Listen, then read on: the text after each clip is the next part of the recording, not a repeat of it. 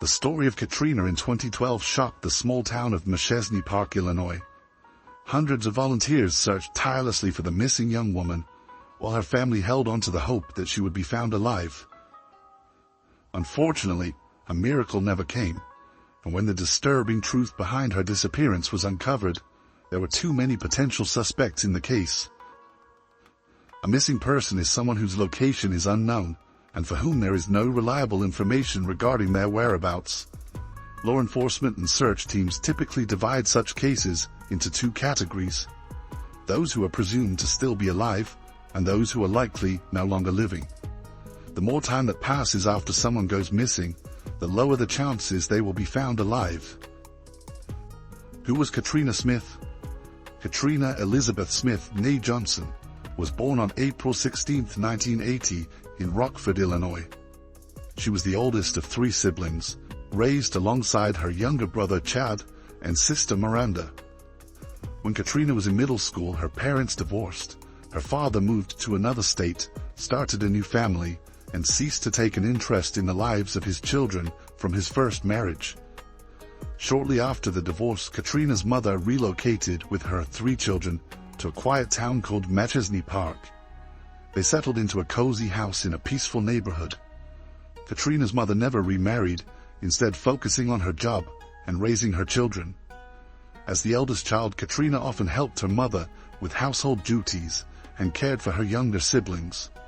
Katrina was described by those around her as kind, compassionate, responsible, and sociable. She excelled academically and later enrolled at Rasmussen College, where she studied management and effective personnel leadership. At the age of 20, Katrina met a man named Todd Smith in a local bar. Todd immediately caught her attention by starting a casual conversation. The two quickly hit it off, feeling as though they had known each other for years. They exchanged phone numbers and soon began dating.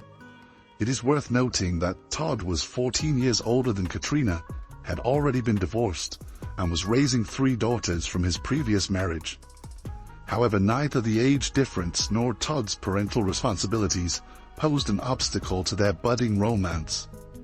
Todd had a college degree in finance, a successful career, and owned his own business, which provided him with a solid income. At the time, Katrina had just started working in the HR department of a local company while continuing her college studies. Todd's serious and reliable demeanor impressed Katrina's family, who quickly grew to like him. The couple dated for 3 years before Todd proposed to Katrina, and she happily accepted.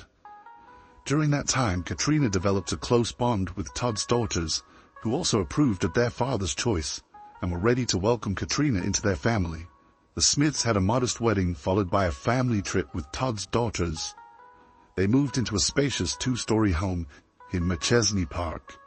At the girls' request, they got 2 dogs, and the family spent most of their free time together. The Smiths appeared to have an idyllic life, financially secure and seemingly happy. From the outside, they looked like the perfect family, and for a time that might have been true. The couple had been married for 7 years. Although they had no children together, they had plans to adopt a boy from a local foster system, but bureaucratic obstacles prevented them from completing the process. By then, Todd's 2 older daughters had graduated high school and moved to another city for college, leaving only his youngest daughter living at home with the couple. On October 23, 2012, Katrina left home and never returned. Her phone was turned off, and she was unreachable. She was supposed to spend the night at a friend's house, while they were away to watch over the property. The following morning, she had an important interview with a large company, for which she had been preparing meticulously. Missing the interview was out of character for Katrina, who had been eagerly anticipating this opportunity. When Todd couldn't reach his wife, he called her mother to see if Katrina had visited her, but her mother hadn't heard from her either. Todd then drove to the house where Katrina was supposed to stay, but neither she nor her car was there. At that point, he decided to contact the police to report her missing. According to Todd, he had spent hours trying to locate Katrina himself. He called her friends and family but got no answers. When he learned she hadn't shown up for her interview, he immediately feared the worst. Katrina was known to be responsible and punctual, and she had been excited about this job opportunity for a long time. Katrina had disappeared along with her dark blue Chevrolet Cruze, and the vehicle was entered into a statewide alert. The next morning, a resident of a nearby suburb reported an abandoned car on the roadside, which had been there since the previous day. The description matched Katrina's car, and the police confirmed it belonged to her. When officers arrived at the scene, it was immediately clear that they were dealing with a serious crime, potentially an abduction, or worse. The vehicle was found off the road in a ditch. The keys were still in the ignition, and the driver's door was slightly ajar, suggesting someone had left in a hurry. There were no signs of a struggle inside the car, and none of Katrina's personal belongings were found. However, investigators discovered visible bloodstains in the trunk. Forensic analysis would later be required to determine whose blood it was. Fingerprints and other evidence found in the car were limited. Prints belonging to Katrina and Todd were identified, but the steering wheel, driver's side door and handles had been wiped clean, making it impossible to determine who had driven the vehicle last. The day after Katrina's disappearance, a large-scale search effort was launched. In addition to law enforcement and rescue teams, hundreds of volunteers, including Katrina's family, friends, co-workers, and concerned community members, joined the search. Katrina's sister Monica quickly contacted their brother Chad, who was away on military training in another state. Upon hearing the news, Chad returned home immediately to assist in the search. Using his military skills, Chad organized the volunteers into search groups, divided the area into sectors, and marked zones on a map to ensure thorough coverage. Search teams advanced slowly, scanning every inch of the terrain to avoid missing any potential evidence. Despite their meticulous efforts, nothing significant was found on the first day. Soon, trained search dogs were brought in, raising hopes that they might pick up a trail. That evening, Katrina's disappearance was featured in a local news broadcast. The report included a plea for witnesses who might have seen her dark blue Chevrolet Cruze, or anything suspicious that could help solve the case. The public response was swift. A woman called in, claiming to have seen Katrina's car the night she disappeared near the location where it was later found abandoned. The witness explained that she had been driving home late that night when she noticed the vehicle on a bridge over a river. The streets were nearly empty at that hour, and the dark-colored Chevrolet Cruze caught her attention because its trunk was open. She saw someone leaning over the open trunk. Based on the silhouette, she believed it was a man rummaging through the trunk. The woman couldn't make out the license plate and assumed the car had broken down, with the driver searching for tools to fix it. Concerned for her own safety, she didn't stop to offer assistance, as an isolated road late at night can be risky. The bridge where the witness observed the scene was about 2 miles, approximately 3.5 kilometers, from the location where Katrina's car was later found abandoned by the roadside. Based on the witness's account, investigators theorized that an unknown individual might have been disposing of evidence, or possibly something more sinister, on the bridge. In response, authorities expanded the search to include divers and specialized teams to explore the riverbed and nearby banks downstream from the bridge. Timeline of Katrina Smith's last known day. Forensic analysis confirmed that the blood found in the trunk of Katrina's car belonged to her. This led investigators to conclude that she was at least seriously injured, though they leaned toward the theory that she was no longer alive. However, reconstructing the events of Katrina's final day, when she was last seen alive and well, remained a top priority. To piece together the timeline, detectives needed to interview everyone she had interacted with and trace her movements. The first in-depth conversation was with Todd, Katrina's husband. Todd explained that his wife had spent the past few nights staying at a friend's house to watch over their property while they were away. On the morning of her disappearance, Katrina left the house and went straight to work in the HR department at our company, a fact corroborated by her co-workers. After work, Katrina returned home to shower and change before heading to a local mall. She was preparing for an important job interview the following morning and wanted to buy a new business suit. Surveillance cameras at the mall confirmed Todd's account. Footage showed Katrina shopping for clothes, purchasing a suit, and grabbing coffee at a cafe on the upper floor. Around 7 p.m. she left the mall and headed home. According to Todd, Katrina packed a few items at the house before driving back to her friend's home, where she planned to spend the night.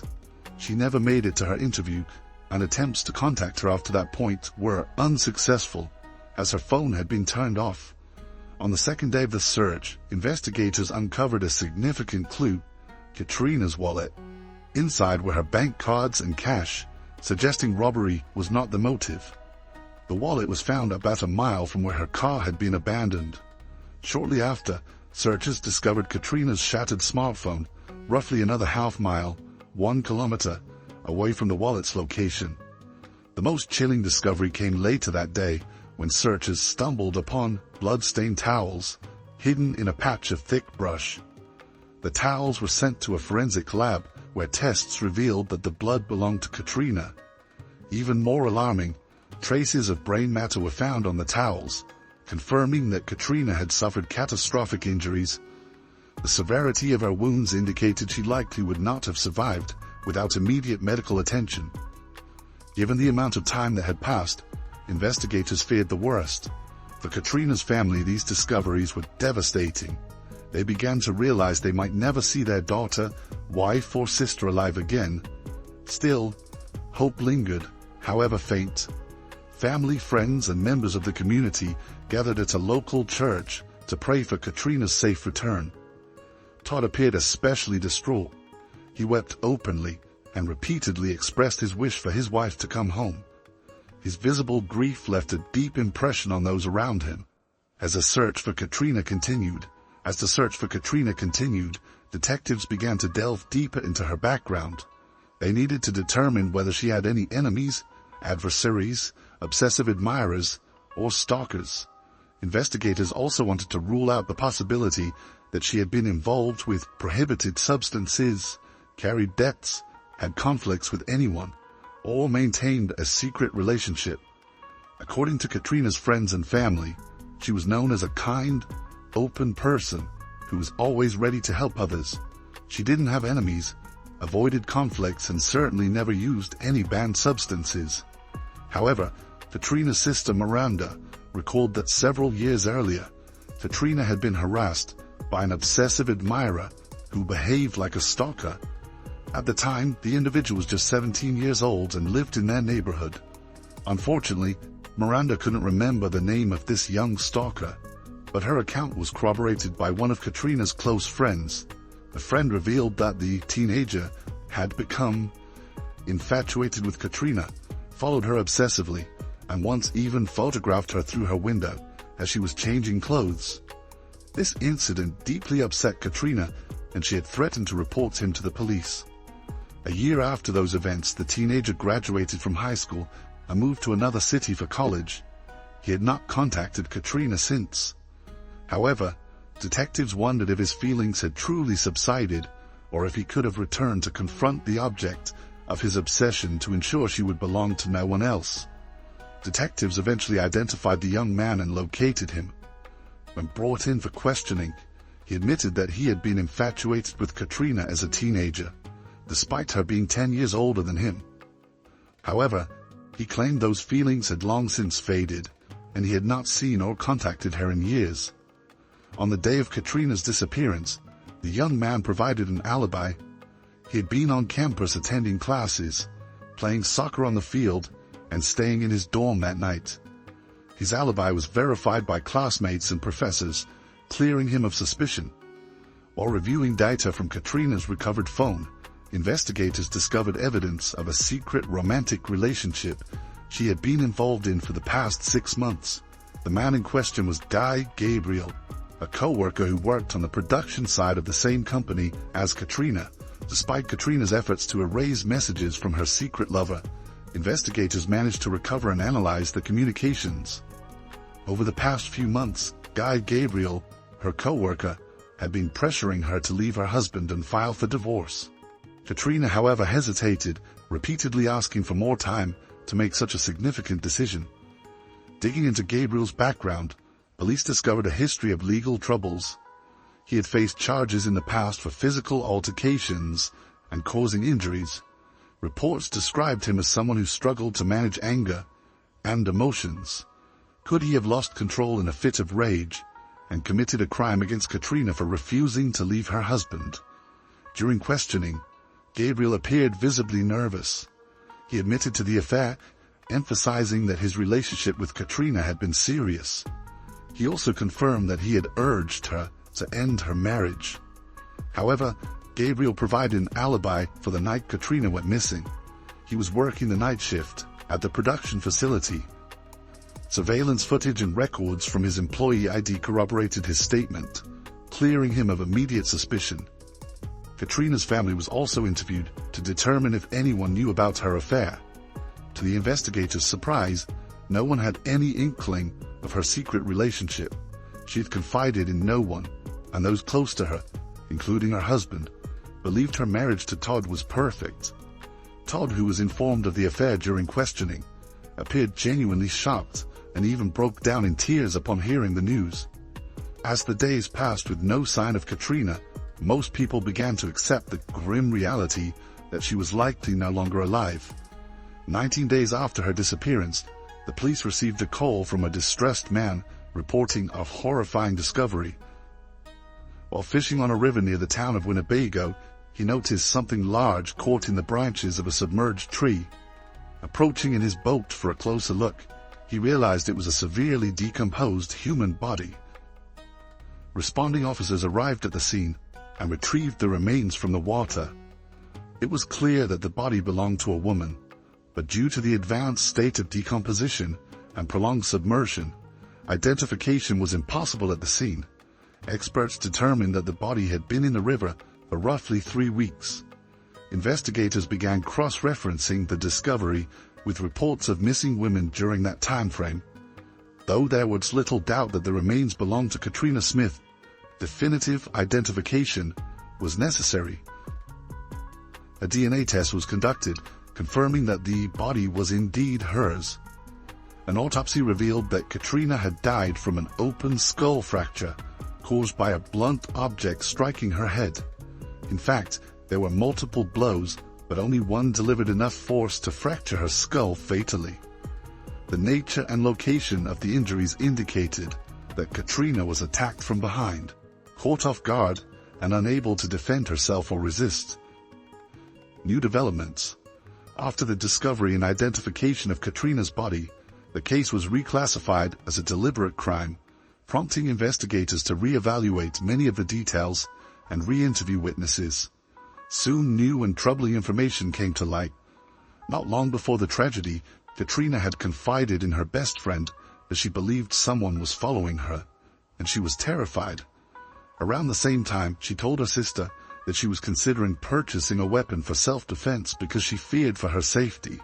About a week before her disappearance, Katrina visited a mobile phone store, asking whether it was possible for someone to track her movements through her phone, and how she could check for that.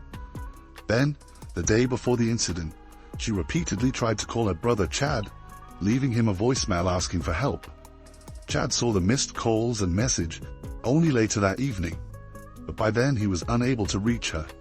During a follow-up interview, Guy Gabriel revealed another unusual event.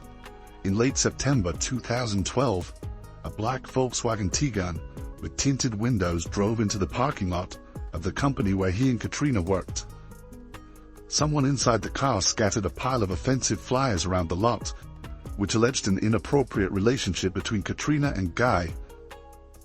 Thanks to the quick response of the security team, the flyers were removed before a public scandal erupted.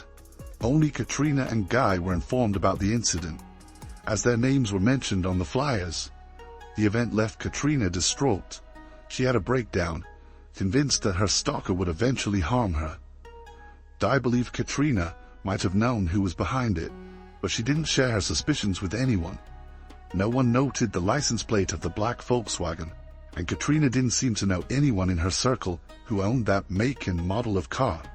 During the interview, Guy admitted that he had urged Katrina to divorce Todd, but he insisted that his motive was to protect her. He claimed that Todd was controlling and treated Katrina poorly, though she had kept quiet about it. According to Guy, Todd would never have let her leave the marriage amicably. Investigators uncovered more details about Katrina's actions before her disappearance. The day prior, she had visited a divorce attorney to seek legal advice. The attorney confirmed that Katrina was planning to file for divorce and had asked what she could do if her husband refused to cooperate. Todd, however, denied any issues in their marriage during questioning. He maintained that there had never been any discussions about a divorce and insisted their relationship was fine. Around this time, the friends whose house Katrina was allegedly watching came forward with new information. They explained that they had allowed Katrina to stay at their home because she and Todd had been arguing constantly. The couple had effectively separated 2 weeks before her disappearance. Meanwhile, detectives intensified their efforts to locate the black Volkswagen Tiguan. After investigating dozens of possibilities, they discovered that a rental car matching the description had been rented for 1 day in late September by none other than Todd Smith. With this revelation, suspicions around Todd deepened.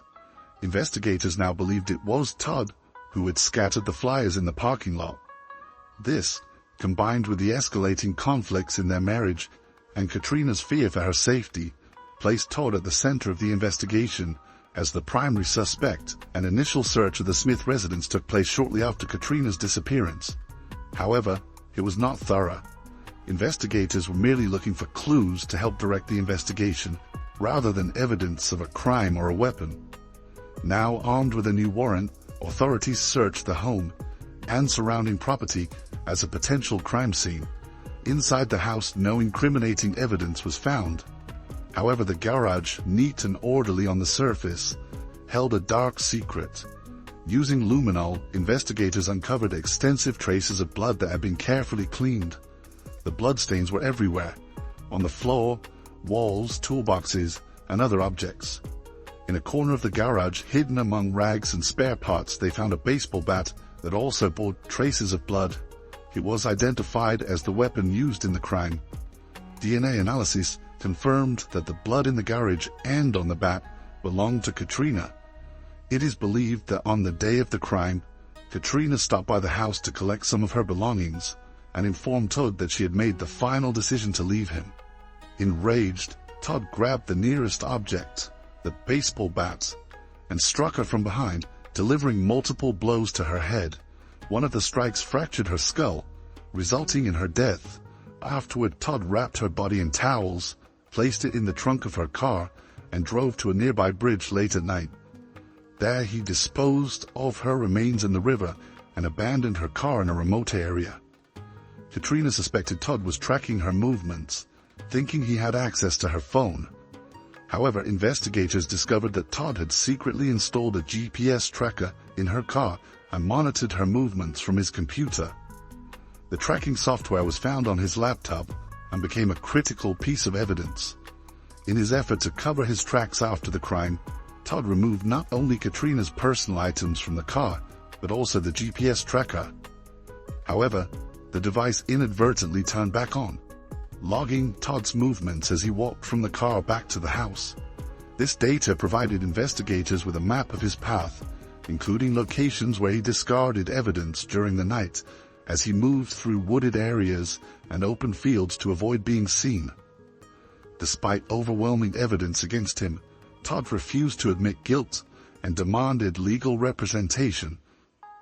His trial began in January 2013.